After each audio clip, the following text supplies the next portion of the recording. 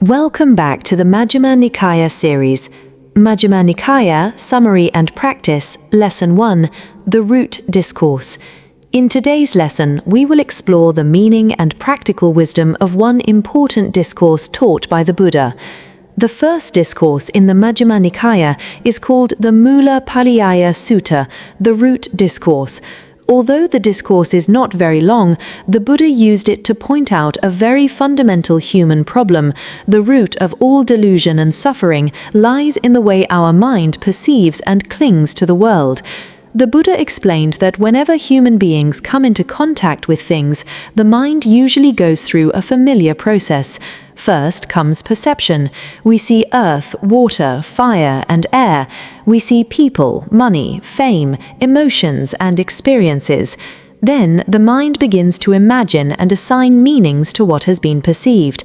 From this arise thoughts such as, "This is mine," "I am in this," "I am separate from this," or "I am better than others." Once these ideas appear, the mind clings to the sense of self. From this attachment to ego, greed, anger, and delusion gradually arise. The discourse describes three different states of mind. The first is the ordinary person. When seeing an object, an ordinary person does not merely perceive it, but also imagines, labels, and clings to it. For example, when seeing money, one thinks, "This is my money," and from that comes fear of losing it and anxiety about protecting it. When receiving praise, one wants more praise. When criticized, one feels insulted. All emotions revolve around I and mine. The second state is the practitioner who is training on the path. This person has begun to realize that all things are merely phenomena arising and passing away. They try to observe without clinging too strongly. However, subtle layers of ego still remain in the mind, so attachment has not yet completely ended. The third state is the enlightened person. For such a person, things are simply what they are. Earth is just earth, water is just water, emotions are simply emotions. There is no longer the idea of "I am in this," "This is mine," or "I am better than others." Because there is no attachment to self, the mind is completely free and no longer controlled by craving or mental suffering. The deeper meaning of this discourse is that suffering does not lie in the external world, but in the mind's attachment. Money itself does not cause suffering. Attachment to money causes suffering. Praise itself does not make us happy. Craving for praise makes us dependent on it. Criticism itself does not hurt us. The wounded ego creates the pain. The root of this endless cycle is the idea of I and mine. From this discourse, people can practice in very simple ways in daily life. Whenever encountering something, try to simply note, "This is a sound," "This is a feeling," "This is a thought." Do not immediately add ideas such as "mine," "because of me," or "for me." When anger, craving, or sadness arises, ask yourself, which self is being touched right now? Merely seeing this clearly already weakens the power of the emotion. Gradually, we can also learn to let go of the need to be superior, to always be right, or to always be recognized. In summary, the first discourse of the Majjhima Nikaya reminds us of a very fundamental truth. All suffering begins when the mind creates I and mine in relation to the world. Ordinary people see and cling. Practitioners see and observe. Enlightened people see without attachment. When we learn to see things exactly as they are, the mind gradually becomes lighter, freer, and more peaceful. This is the first doorway the Buddha opened on the path towards self-understanding and liberation. Practice. After studying this discourse, the important thing is not merely to understand it intellectually, but to practice seeing things as they truly are. The discourse points out a very fundamental truth.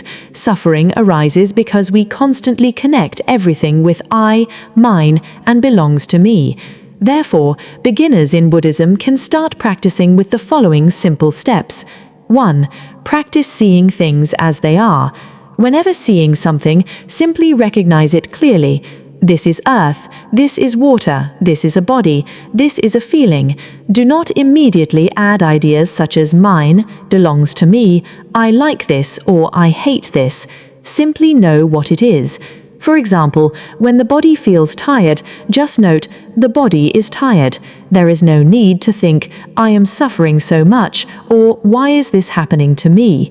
This is the first step in reducing attachment to self. 2.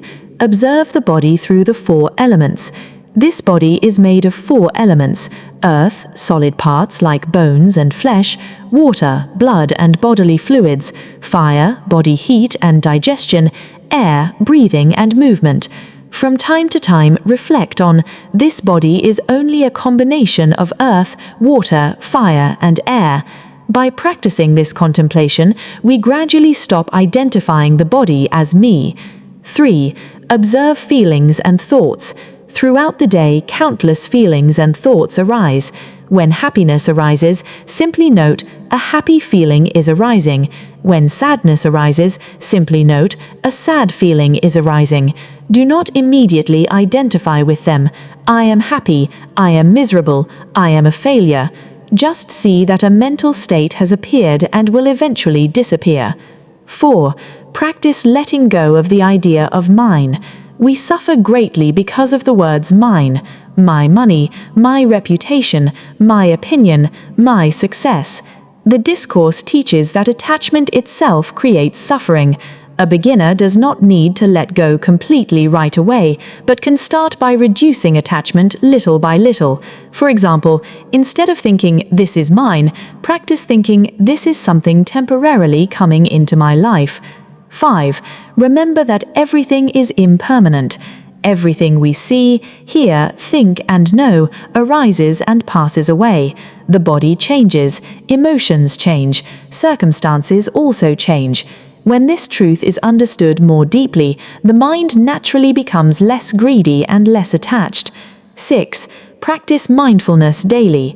One simple practice is mindfulness in everyday activities. When walking, know that you are walking. When eating, know that you are eating. When breathing, know that you are breathing. By living with awareness in this way, we gradually begin to see clearly all phenomena are simply processes unfolding, not I or mine. 7. Observe reactions during praise and criticism. One of the easiest ways to see attachment to self is through praise and criticism. When someone praises you, observe what happens in the mind. Does pride arise? Does the mind want more approval? When someone criticizes you, observe carefully. Does anger appear? Does the mind feel hurt or defensive? Instead of immediately reacting, simply notice, a feeling of pride is arising, a feeling of anger is arising. This practice helps us understand that suffering often comes not from words themselves, but from attachment to ego and identity. 8. Practice simplicity and contentment. The mind constantly wants more possessions, more recognition, more success, more control. From time to time, practice being content with simple things. Eat simple meals mindfully. Spend a little time away from social media and constant stimulation. Notice how many desires are unnecessary. When the mind learns to be content with less, attachment gradually becomes weaker and inner peace naturally grows stronger. Conclusion. The discourse, the root teaching of all phenomena, teaches something very profound yet very simple. Suffering arises when we cling to everything as I and mine. Liberation begins when we see things simply as natural phenomena. Beginners in Buddhism do not need to do anything overly complicated. They only need to observe, understand, and gradually let go of attachment to self, little by little.